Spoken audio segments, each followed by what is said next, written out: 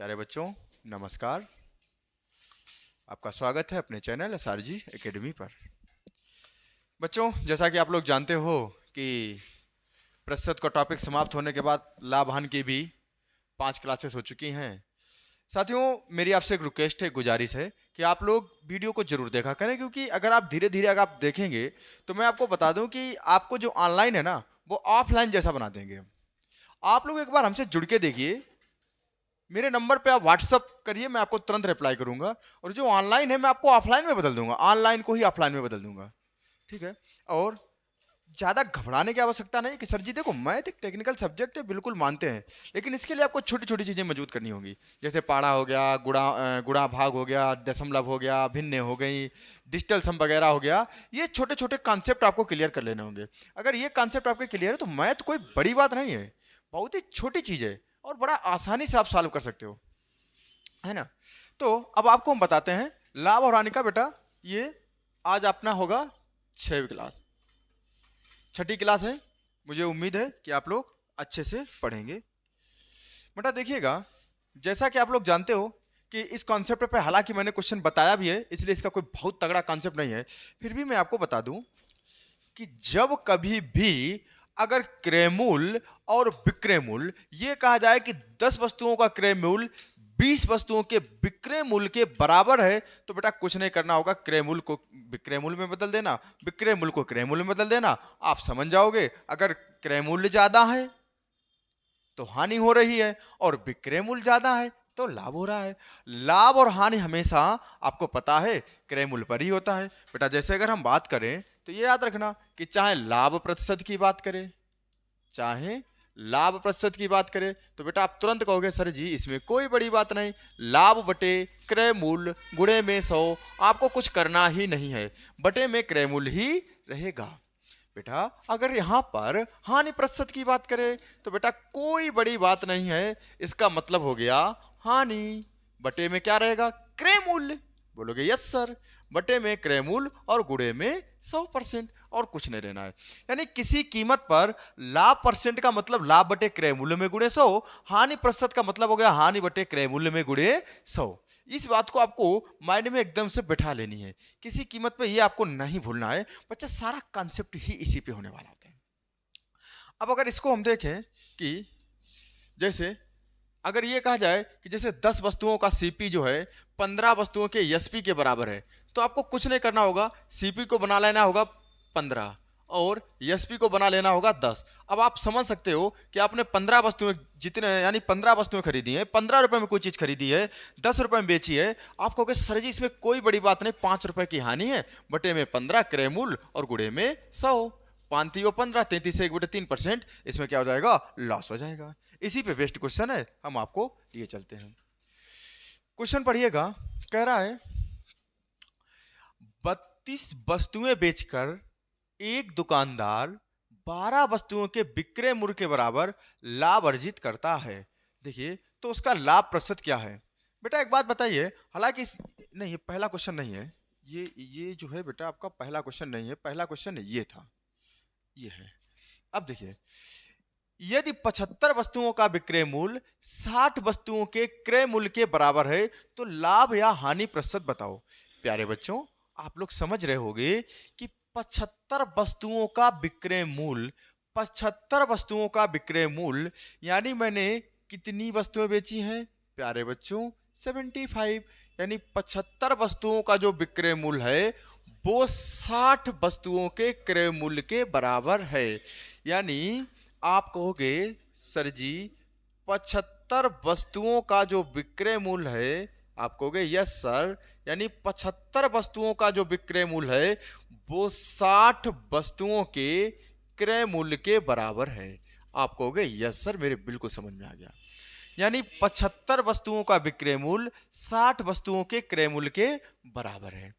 अब याद रखना कि अगर हम इसमें से विक्रय मूल्य और क्रय मूल्य दोनों देखेंगे तो इसमें विक्रय मूल्य हम देखेंगे 60 और क्रय मूल्य बनेगा 75। आप कहोगे सर जी हानि है, लॉस है। अब आपको पता है लॉस यानी ये वाला ऑप्शन कैंसिल हो जा रहा है, ये वाला ऑप्शन कैंसिल हो रहा है। अब आपको पता है 20% हानि या 30%। आप कहोगे जब 75 रुपए की कोई वस्तु खरीदी है, सीपी का मतलब खरीदना, एसपी का मतलब बेचना।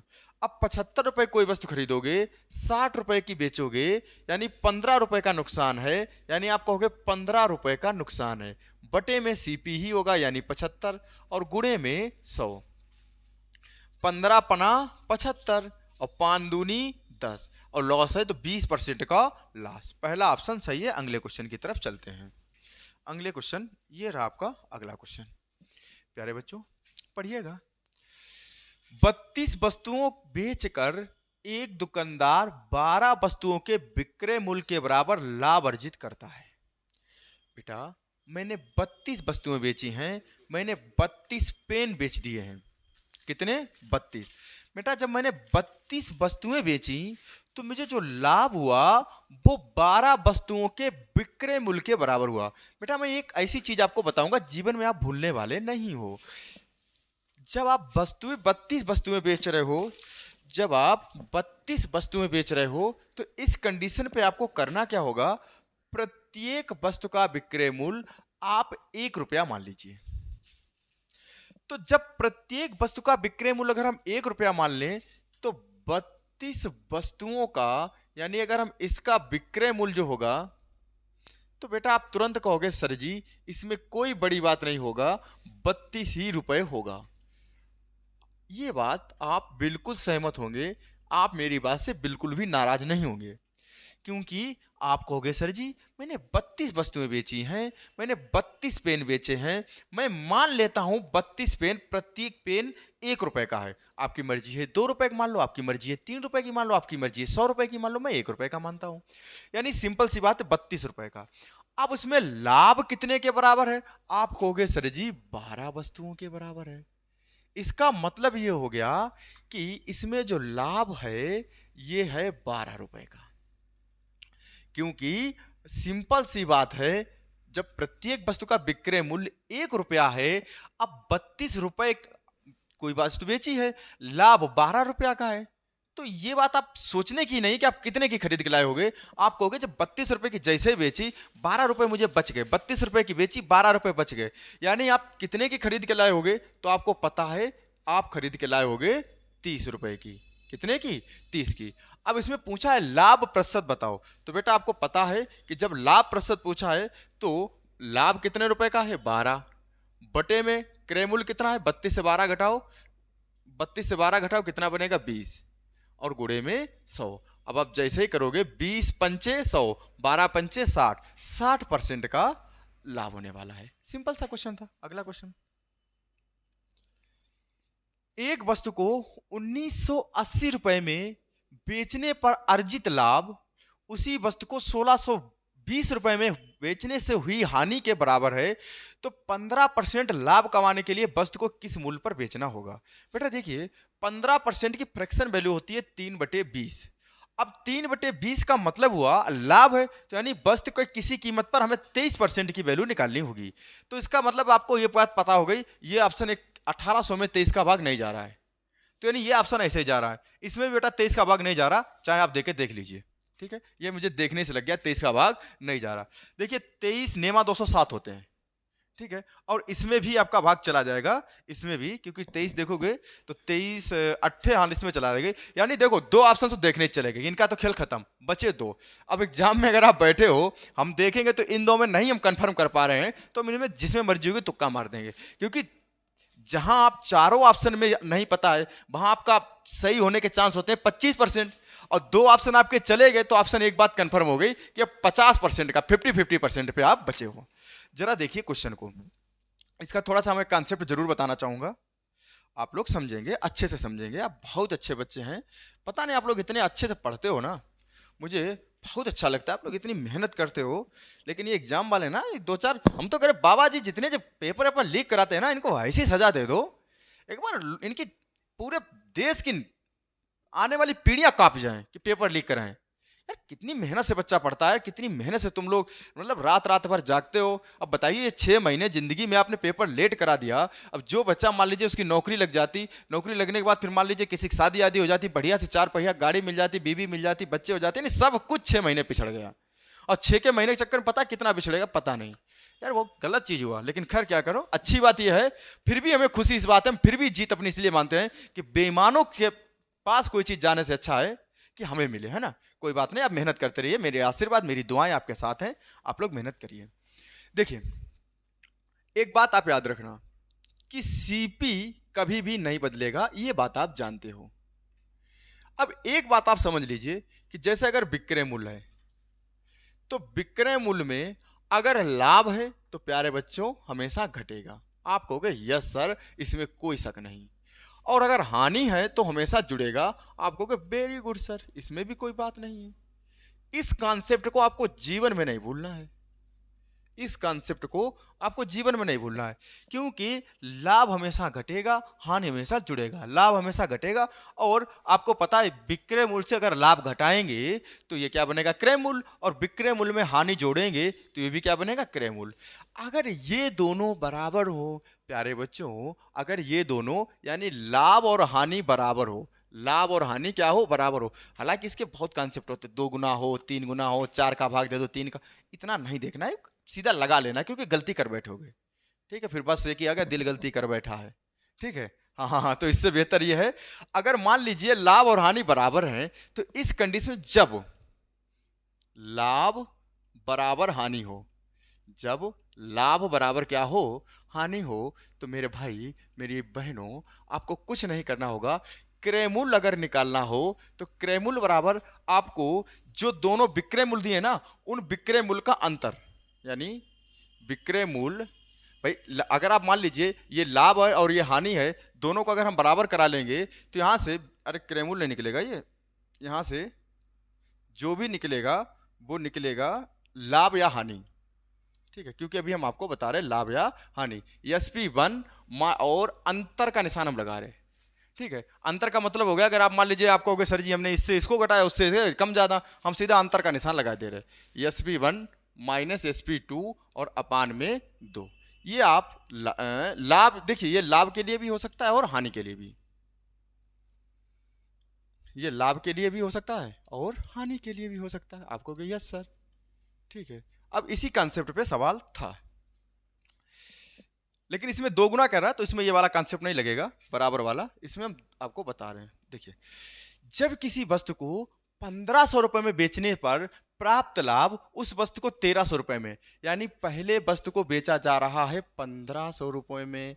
आप लोगों ने अच्छे से इसको देखा, पहले वस्तु को कितने बेचा जा रहा है, 1500 रुपए में। अब फिर कितने में बेचा जा रहा है, आप कहोगे सर जी 1300 रुपए में, नहीं 1350 रुपए में। आप कहोगे यस सर। अब किसी वस्तु को पहले 1500 रुपए में बेचने पर, इसमें बेचने से हो रहा है लाभ, इसमें बेचने से हो रहा है लाभ, इसमें बेचने से हो रही है हानि। अब इसमें क्या कह रहा है कि लाभ जो है वो हानि का 2 गुना है, क्योंकि 1300 रुपए में बेचने पर प्राप्त लाभ का 2 गुना है। नहीं नहीं, 1500 रुपए में बेचने से प्राप्त लाभ उस वस्तु को 1300 रुपए में बेचने से प्राप्त लाभ, अरे वाह क्या बात है, यानी दोनों ही कंडीशन में लाभ ही है, दोनों ही कंडीशन में लाभ है, हानि इसमें है ही नहीं। तो कोई बात नहीं, हमें एक बात पता है, अगर लाभ भी है तो बेटा याद रखना CP बराबर होगा SP माइनस लाभ, ये हमेशा इसका यही कंसेप्ट रहने वाला है, ठीक है। तो अब आपको क्या कहोगे, दोनों ही कंडीशन में क्या है, लाभ है। तो बेटा देखिएगा कि अब 1500 रुपए में बेचने से, अब इसमें अगर हम लाभ मान लें x रुपए है, तो एक नॉर्मल सा बच्चा आएगा और वो कहेगा सर जी इसमें 2x का लाभ है, ठीक है, दोनों बार क्रय मूल्य हो गया, बात खत्म। अब इसमें क्या करना होगा कि जैसे में इसका पश्चांतर -x का पश्चांतर इधर लाएंगे, -x वाला इधर लाएंगे तो ये प्लस का होगा, तो ये -x की जो वैल्यू निकलेगी वो निकलेगी 1350 से 1500 घटाओगे तो 150, माइनस का 150। आप कहोगे यस सर, आपने एकदम से समझा दिया और बहुत अच्छा लगा, ठीक है। अब जरा देखिएगा, इसमें पूछा क्या था, वस्तु का क्रय मूल्य। बेटा ये भी क्रय मूल्य है और ये भी क्रय मूल्य है। अब इस x का मान चाहो तो इधर रख दो, चाहो तो इधर रख दो। जैसे 1350 से 150 घटाओगे तो शायद कितना बचेगा, 1200। बस यही आपका आंसर हो जाएगा। अगला सवाल अच्छे से समझ लीजिए, कोई बड़ा सवाल नहीं है। देखिए हाँ, गुड सवाल है भैया, प्रीवियस ईयर का पूछा हुआ है। देखिए कमल 11,180 रुपए में 80 वस्तुएं खरीदता है। आप कहोगे यस सर। उन्हें 6 वस्तुओं के विक्रय मूल्य के बराबर हानि पर बेच देता है। बिल्कुल सही बात है। अब एक वस्तु का विक्रय मूल्य क्या है, यानी कुल मिलाकर कमल क्या करता है, 1180 रुपए देता है। कमल ने क्या किया, 1180 रुपए दिए और ऐसे 80 पेन खरीद लिए। कमल ने अपनी जेब से 1180 रुपए निकाले। कमल ने अपनी जेब से 1180 रुपया निकाले और ये 80 पेन खरीदे। अब वो जैसे ही मार्केट में गया मेरे भाई, उसने 6 वस्तुओं के विक्रय मूल्य के हानि के बराबर बेच दिया। यानी उसने रुपए तो 1180 ही लिए हैं, लेकिन बेचारा नुकसान उठा गया। उसने रुपए 1180 लिए हैं क्योंकि उसने 1180 रुपए के में 80 वस्तुएं खरीदी, लेकिन उसने 6 वस्तुएं नुकसान, यानी 80 की बजाय 86 वस्तुएं दे दी हैं। बस इतनी तो बात होगी ना, आप समझेंगे। क्योंकि मैंने 1180 रुपए में 80 पेन खरीदे, लेकिन मैंने नुकसान यानी 6 वस्तुएं ज्यादा दे दी। यानी मैंने टोटल 80 की जगह वस्तुएं जो हैं मैं कितनी बेच दी है, 86। यानी मैंने 86 वस्तुओं को बेच दिया है। यानी कितनी वस्तुओं को बेचा है, आप कहोगे सर जी 86 वस्तुओं को बेचा है। कितने रुपए में, 1180 रुपया में, नहीं 11,180 है। अब इसका पूछा क्या है, विक्रय मूल्य पूछा है। इसमें आपसे भाग करा देना है। तो पहले तो आपको पता है 86 अगर हम डिवाइड करेंगे यानी एक बार भाग जा रहा है, यानी कुल मिलाकर एक काम करते हैं 13 12, देखो 12 से तो भाग नहीं जाने वाला है, ठीक है, क्योंकि डिजिटल हम अगर इकाई देखें 5 छंग 72, ठीक है, 13 छंग 78, 13 देखें 13 छंग 78 और 13 8 104, बस बात खत्म, डिवाइड हो गया 113।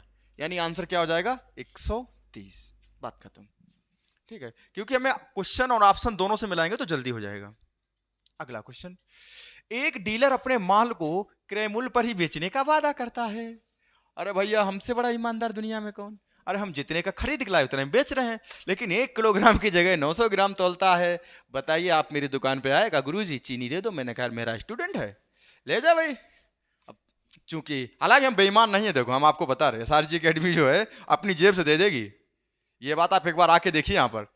तो एक डीलर अपने माल को क्रय मूल्य पर ही बेचने का दावा करता है, लेकिन वो क्या करता है कि 1 किलोग्राम के स्थान पर 900 ग्राम तौलता है। यानी कुल मिलाकर 1000 ग्राम, कितने ग्राम, 1000 ग्राम की जगह पर हमने कितना तौला, 900 ग्राम। आप कहोगे जी सर मैंने तुमसे कीमत कितने की वसूली, 1000 ग्राम की, जबकि तुम्हें दिया कितना है, 900 ग्राम। यानी मैंने तुमसे, आपने कहा सर जी 1 किलो चीनी दे दो, आपने कहा ठीक है, हमने तुरंत आपसे 100 ग्राम माल दी। यानी आपको चीनी दिए 900 ग्राम, आपको चीनी दिए 900 ग्राम, पैसा लिया 1000 ग्राम का, चीनी दी 900 ग्राम, पैसा ले लिया 1000 ग्राम का। यानी देखते देखते जो लाभ है वो मैंने जो कमा लिया, आपकी आंखों से मैंने काजल चुरा लिया और मैंने आपके जो लाभ कमा लिया वो 100 रुपए का कमा लिया। और कितने में से कमाया, 900 में से। आप कहोगे यस सर, और गुणे में 100, यही परसेंट है, कहीं पर 100/9 है। आप कहोगे यस सर, इसी को क्लिक कर दो, आप लोग जल्दी से पुलिस वाले बन जाओ, फिर आपकी शादी हो जाएगी, फिर मैं आपकी बारात में आऊँगा, वेद प्रकाश सर जी खूब नाचेंगे, हम भी नाचेंगे, रसगुल्ले भी खाएंगे, ठीक है। पढ़ते लिखते रहो। लेकिन देखिए एक बेईमान डीलर अपने सामान को 22% हानि पर बेचने की घोषणा करता है। अरे वाह, लेकिन क्या करता है, मतलब देख रहे हो ना विनोद, कह रहा है 22% हानि पर, मतलब 22% हानि पर। लेकिन ये तो मान लो वो भी बिजनेसमैन है, उसने क्या किया कि 35% हल्के बाटों का प्रयोग कर दिया। क्या बात है। अब आप समझिएगा, आपकी दुकान है, अब मान लीजिए आपको कोई खास आ गया, आप समझ लीजिए गुरुजी आ गए आपके यहाँ, आपने कहा गुरुजी देखिए एक काम करते हैं, आपको 1000 ग्राम चीनी चाहिए। मैंने कहा जी बेटा। आप कहोगे परेशान मत होइए गुरुजी, 1000 जो ग्राम चीनी है, यानी 1000 ग्राम चीनी है, आपको एक काम करते हैं 22% हानि पर दे देते हैं हम। 22%, आप कहोगे गुरुजी आपके लिए 22% नुकसान, तो हम कहेंगे बेटा 100 कितने में दे दोगे, कहोगे सर जी 78% में, यानी कि आप मात्र 780 रुपया ले रहे हो। मैंने कहा अरे वाह क्या बात है। लेकिन इधर तुमने क्या किया, हमें 1000 ग्राम चीनी दी ही नहीं, आपने क्या किया, इसमें 35% उड़ा दिए। आपने मुझे चीनी मात्र 65% दी है, यानी 650 ग्राम।